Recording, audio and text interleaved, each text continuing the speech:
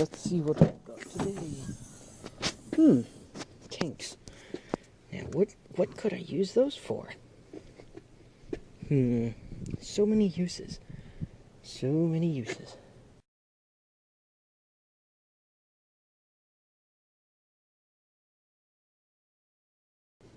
Shoo, wasp. I don't like wasps. Maybe I could build something to make wasps burn. Nah, that's too cruel. I wouldn't do that. I'll just spray them with Raid. Oh, look! I wonder what this could be. Looks like a pressure. It does something to do with air pressure. Let me think here. This tube. What is this tube for? Huh. Oh! I bet this is where it pulls the air in. You know what? If I hook this up to something, I could pump air directly from whatever I hooked it up to, right into one of these tanks here. Kind of like that. Let me think. What could I do?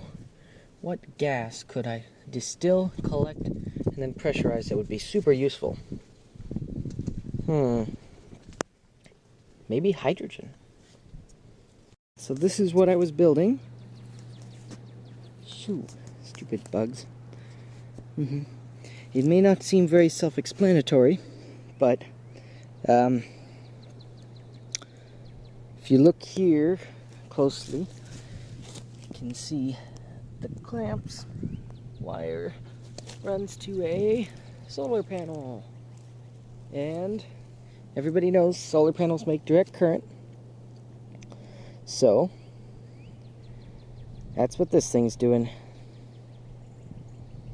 It's making direct current, passing it through liquid, in this case H2O, the hint of magnesium sulfate too.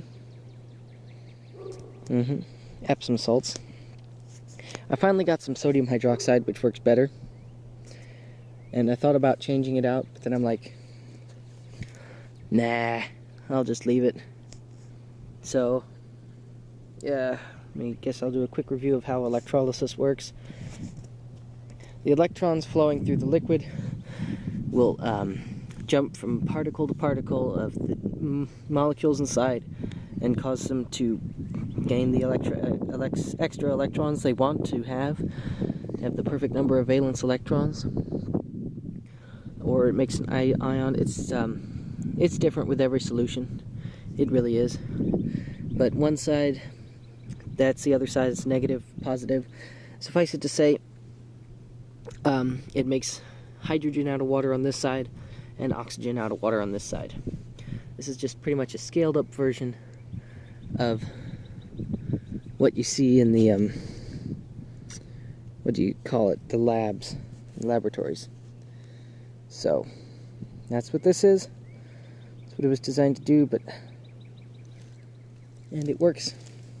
If you look really closely, you might be able to see tiny bubbles soaring towards the surface. Possibly. Everything's connected, and let me see if I can see any. Yep, I can see them. Probably can too. It's actually pretty rapid bubbling there for a solar panel. I don't know if you can tell. Alrighty, so that's what I was building. I put some valves on here so I can release the gas. Yep, that's how that's going to work. Quick connect fittings.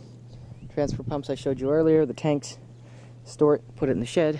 Don't want it in the house because it's hydrogen gas and oxygen gas and possibly chlorine one day. So I'm looking at this now and I just saw drops of water. There aren't supposed to be drops of water.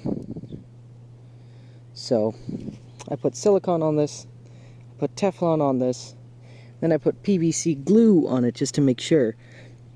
Apparently, the old Doctor Who water finds a way or something, I don't remember. But water finds a way. So,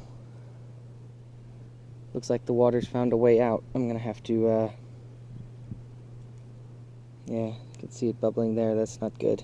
So I'm gonna release some of this water, release the pressure, dry this off, put a whole new coating of cement on it. It's the best I can hope for.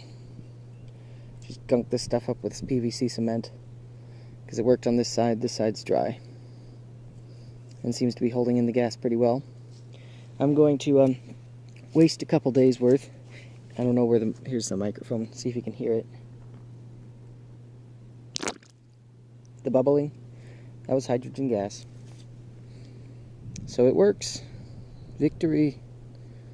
Now, I'm just going to let this run for weeks until this tube fills up. Then I'm going to stick the transfer pump hose in there, turn this sucker on, pump the air out, right into a tank. Pretty good. Yep, that's what I'm going to do. Alrighty, and sorry it wasn't a rocket launcher, gentlemen on YouTube. Though that would have been cool too. I am experimenting with rockets. So maybe later we could try that. Though our last experiment just burned the grass. Made a long purple flame and sat on the table and burned the grass. Not too much happened. Alrighty, that's that. Bye.